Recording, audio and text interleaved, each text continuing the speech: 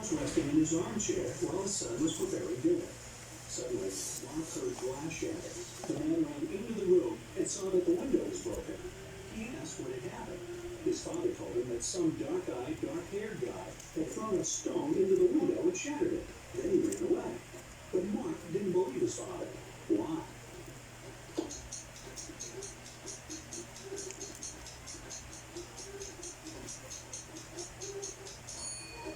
The man had extremely poor vision, and he wasn't wearing his glasses at the time of the accident.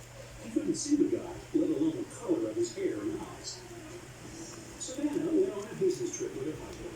In the evening, the woman didn't feel well and suddenly blacked out. When Savannah woke up a couple of hours later, she couldn't remember anything. There were two men in front of her, and both claimed to be her husband.